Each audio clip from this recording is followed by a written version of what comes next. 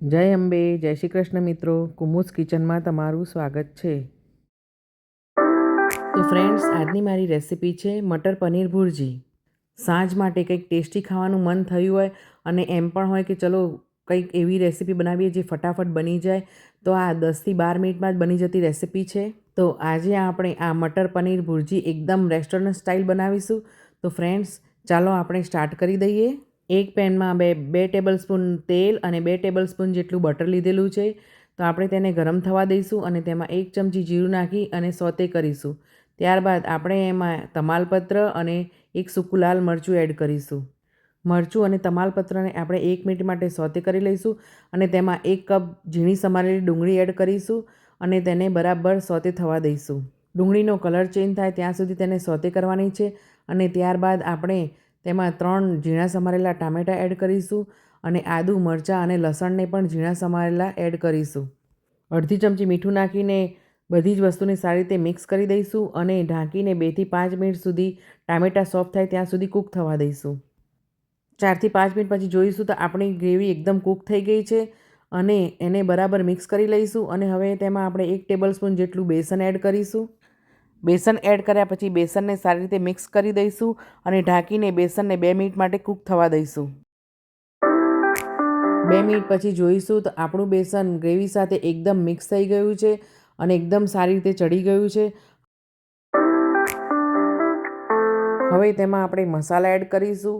તેમાં હળદર, મરચું, ધાણા જીરું, ગરમ મસાલો અને સ્વાદ પ્રમાણે મીઠું એડ કરીશું અને બધી જ વસ્તુને સારી રીતે મિક્સ કરી લઈશું. બધા જ મસાલા સારી રીતે મિક્સ થઈ ગયા પછી આપણે તેમાં 2 ચમચી જેટલું દહીં એડ કરીશું અને તેને પણ સારી રીતે મિક્સ કરી લઈશું. દહીંને સારી રીતે મિક્સ કરી લીધા પછી આપણે 1 મિનિટ માટે ઢાંકીને મૂકી દઈશું, જેથી કરીને આપણું દહીં ગ્રેવીમાં સારી રીતે મિક્સ થઈ જાય. 1 મિનિટ પછી આપણે જોઈશું તો આપણું દહીં ગ્રેવીમાં સારી રીતે મિક્સ થઈ ગયું છે અને તેલ પણ છૂટું પડી ગયું છે. હવે આપણે એમાં 1 કપ વટાણા એડ કરીશું. આ મેં ફ્રોઝન જ વટાણા લીધા છે, તમે ફ્રેશ વટાણા પણ લઈ શકો છો. વટાણાને આપણે ગ્રેવીમાં સારી રીતે મિક્સ કરી દઈશું અને તેમાં અડધો કપ જેટલું ગરમ પાણી એડ કરી અને બધી જ વસ્તુને સારી રીતે મિક્સ કરી લઈશું અને ઢાંકીને 2 મિનિટ માટે વટાણાને કૂક થવા દઈશું.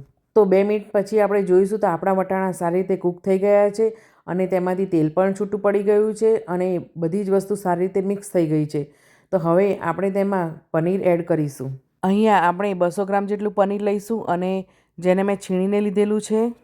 આપણે બધું જ પનીર એડ કર્યા પછી પનીરને સારી રીતે ગ્રેવીમાં મિક્સ કરી લઈશું અને 2 મિનિટ માટે લો હીટ ઉપર ઢાંકીને મૂકી રાખીશું, જેથી કરીને પનીર અને ગ્રેવી એકદમ સારી રીતે મિક્સ થઈ જાય.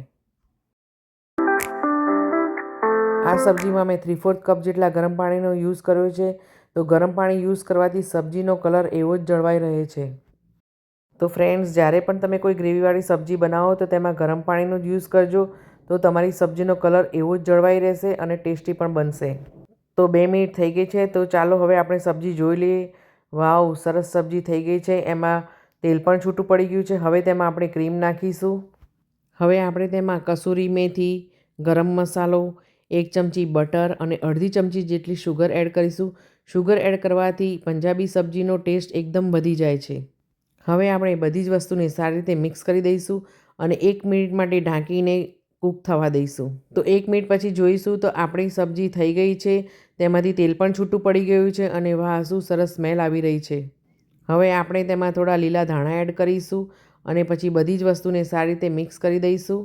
ફ્રેન્ડ્સ, તમે આ મટર પનીરની ભુરજીને પરાઠા, નાન, રોટી, પૂરી કે રાઈસ સાથે સર્વ કરી શકો છો.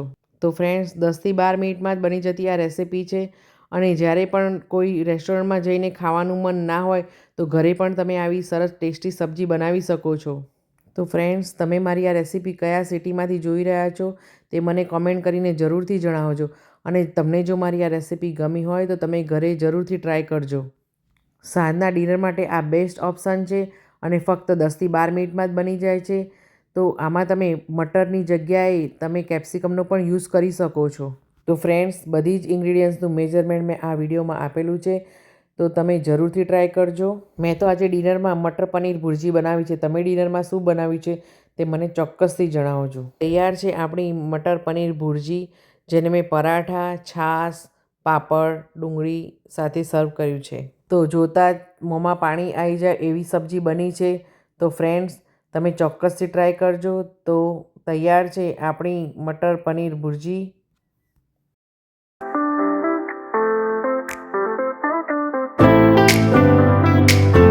તો ફ્રેન્ડ્સ, તમને જો મારી આ રેસિપી ગમી હોય તો લાઈક કરજો, શેર કરજો અને મારી ચેનલને સબસ્ક્રાઈબ કરજો, જેથી કરીને મને નવી નવી રેસિપી બનાવવાનું મોટિવેશન મળતું રહે. તો ફ્રેન્ડ્સ, તમે મને ફેસબુક, ઇન્સ્ટાગ્રામ અને યુટ્યુબ ઉપર પણ ફોલો કરી શકો છો. તો તમે જરૂરથી મારી ચેનલને સબસ્ક્રાઈબ કરજો. હવે આપણે મળીશું નેક્સ્ટ રેસિપીમાં. Thank you friends for watching my video. જય શ્રી કૃષ્ણ ફ્રેન્ડ્સ.